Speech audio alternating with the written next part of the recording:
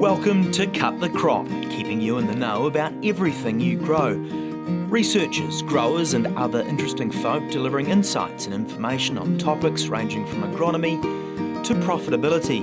Brought to you by the Foundation for Arable Research. Hello and welcome to Cut the Crop. I'm your host Anna Heslop, and today my guest is herbage seed researcher Nicole Anderson. Some of you will have met Nicole during previous visits when she was working in Oregon, but she has recently shifted away from Oregon and she's now working in Norway for the Norwegian Institute of Bioeconomy Research. We'll get onto that later, but we're going to start with what brings you to New Zealand in this horribly cold and miserable summer.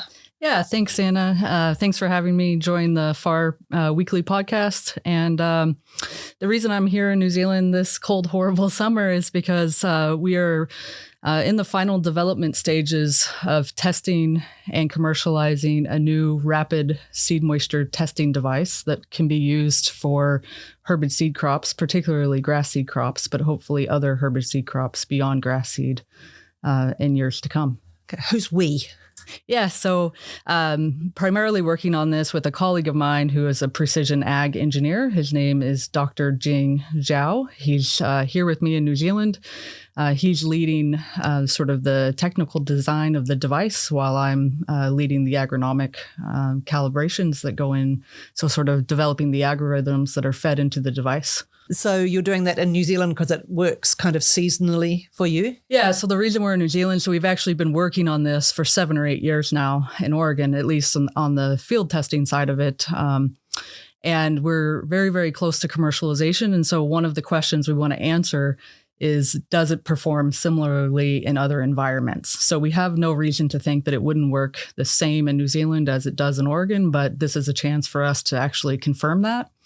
The other reason that we're here is because there are some species that are grown around the world that are not produced in Oregon. And some of those examples would be things like Timothy and brown top. And so this gives us an opportunity to collect some data in the Southern Hemisphere to add some other species to the device before it's released commercially. So build it up, calibrate it, and make sure there's no awful surprises when it hits the real world. Yes. And then the other thing that we're doing is we've actually had the manufacturer, who will be an Oregon manufacturer, produce the first 10 devices. And we're running what engineers call a gauge R&R study, which means that we're essentially testing for variation between the machines.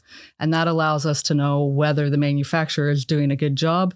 Ideally, we want to have very low to no variation from device to device so that we know we're not adding any additional sources of errors. So you've picked a marvellous harvest season to be testing seed moisture because there's a lot of it about right now.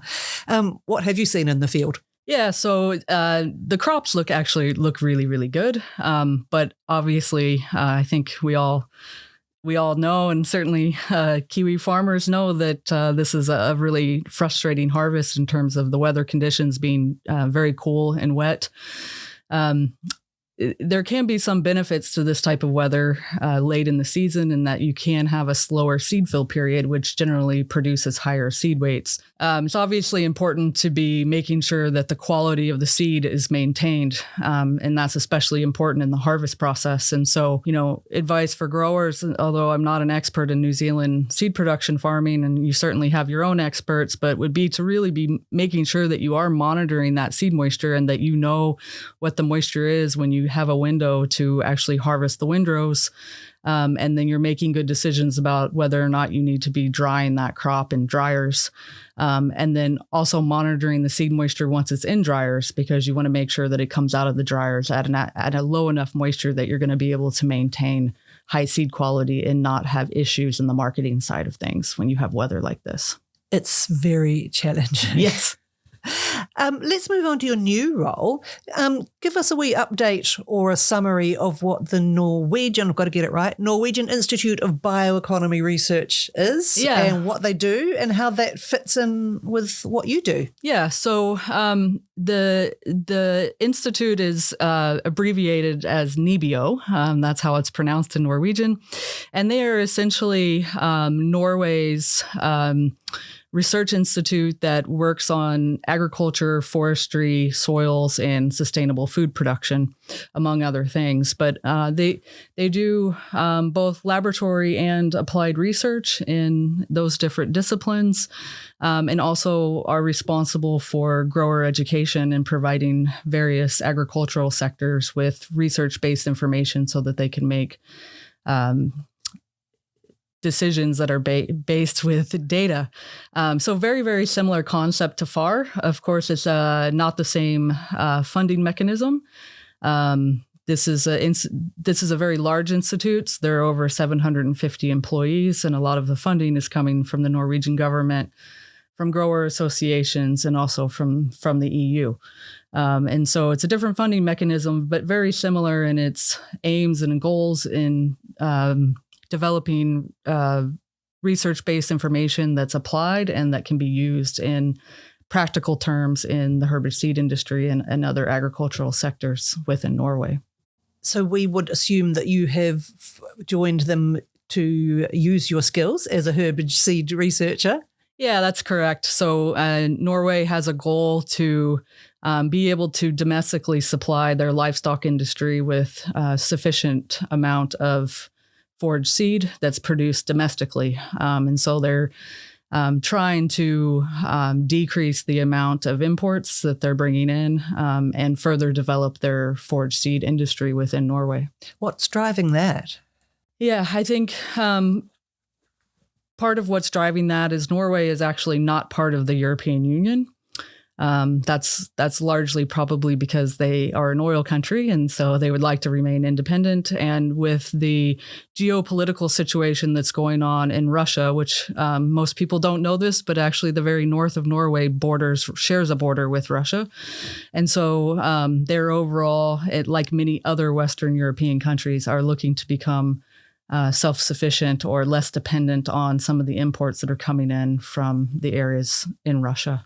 And that's from that, I guess, the idea of being self-sufficient. It's not necessarily an economic or anything. All of these, there are side effects, but that is correct. It's self-sufficiency. Yep. And I think that they're also interested in better using their agricultural land. So more than 2/3 of Norway's agricultural land is in livestock production, primarily dairy and sheep production. And their arable land, while small, has been relatively underdeveloped. And it's seen that there could be some potential in Norway if predictions around climate change come true. And so the Norwegian government and NIBIO are making quite a joint push to try to further develop the productivity of the arable agricultural land that does exist within the country. What arable crops do they grow? Yeah, so primarily they grow cereals like wheat and barley. You'll also see some silage corn. You'll see a variety of vegetable crops that are cold hardy crops, so things like carrots and cabbages and other root vegetables. And then there's a forage seed industry. And so the forage seed industry is actually quite diverse in Norway. While it's smaller certainly than where I came from in Oregon, it's quite diverse in that they have almost all cool season grasses being produced there, with the exception of the annual and Italian ryegrasses that of course are more warmer. They love warmer conditions and they wouldn't be able to overwinter in Norway's winter environment. But things like timothy and red clover and brome grasses, ryegrasses, tall fescues, fine fescues, many of the things that you're familiar with already here in Norway are produced and can be produced in Norway. So from an agronomy perspective, as a grower in Norway, what are they dealing with the same issues growers are here dealing with? Yeah, probably a bit different. So they well, similar in this year in that they do have more erratic weather. So I come from Oregon where weather is very, very predictable. You have a very defined rainy season and dry season, and our temperatures are relatively predictable, although summer conditions have been warming over time. In Norway, they are more concerned about survivability over the winter months. Of course, it's a country that has cooler conditions in the winter than New Zealand does. And even though Norway is not part of the European Union, they do tend to follow some of the EU regulations in regards to pesticides and fertilizers. And so there are some challenges in pest management when you have limited access to some of the tools that are used in places like New Zealand and Oregon. So in this role, you'll still be working and collaborating with a lot of the same people that you have been in previous years? Yeah, absolutely. So part of my agreement with Nebio when I was discussing working with them was that some of my international work and collaborations could continue, and they were absolutely supportive of that. And as you see right now, actually, as an example, I'm a Nebio employee who's spending the month in New Zealand working on a new seed moisture testing method that can be used all around the world, not just in Norway. Okay. So that means you'll be back down in the Southern Hemisphere later in the year, maybe, for the Herbage Seed Conference? Yeah, I will. So I'll continue to be part of that group. In fact, Richard Chenoweth is currently the president and I am the vice president. So Richard and I work closely together on managing that group at the moment. And I do plan to be in Tasmania in November. We have to pop over the ditch after. Yeah. We'll have our ARIA event the following week. Okay, very good. Is there anything that you've noticed in your travels between the US and Europe, anything that you see that here in New Zealand we may not be really aware of with regards to seed supply, seed markets, any other issues or trends we should know about? Yeah, so I think there's a few different research developments going on in the world. I think there's some progress finally possibly being made in better understanding the genetics of seed shattering. That's being led by Dr. Joe Gallagher in Oregon, and he's we have preliminary data that shows some evidence that there are two genes responsible for seed shattering in ryegrasses, and Dr. Gallagher has identified those genes. And so we have 2 more years of funding to continue to explore that, with the hopes that germplasm could be released for grass seed breeders around the world to utilize, and helping with that important problem that we've known is a problem for a very long time. I would say you're starting to see it in New Zealand, but herbicide resistance is becoming a bigger and bigger problem worldwide. People often ask me, what will you do when you go to Europe and you can't utilize as many herbicides? And I say, well, it's very similar to Oregon. We can utilize almost all the herbicides we want, but when they don't work, you're really both in the same situation. And so I think there's sort of new focus going into some of the precision ag tools, using robots. So autonomous robots are being used now in Oregon that use sensors to identify important grass weeds in grass seed crops. So things like Poa annua and Italian ryegrass are being identified and treated sort of in an automated method using new technologies.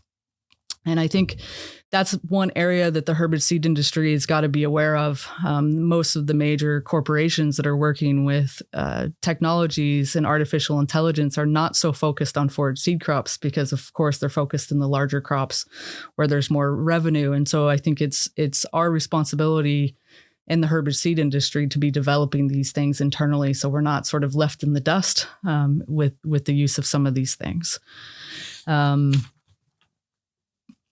In terms of markets, I think most New Zealand farmers are aware that overall there's too much grass seed in the world right now, and that's caused a multi-year depression in the seed markets at the moment.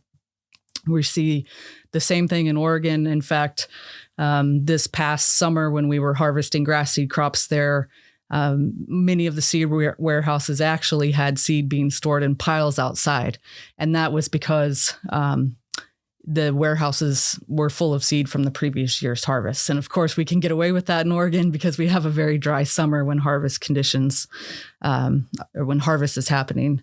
So it appears, though, that turf type seeds have been affected worse than forage type seeds.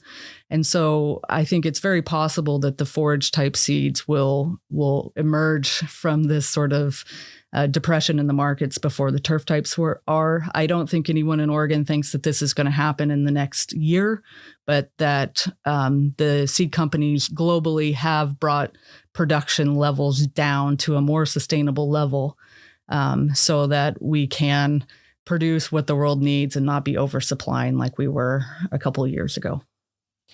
Anything else? No, just thank you for having me on the podcast, and look forward to seeing more producers and interacting with others in the industry while I'm here on my visit. Oh, that's fantastic. Thank you, Nicole. Enjoy the rest of the trip and your new job. And listeners, hopefully by the time you are listening to this, we've had some summer, we've had some hot days, and we've had some harvest, and you'll be feeling good about things. So in the meantime, have a great day on the farm. Thanks for tuning in to Cut the Crop, presented to you by FAR.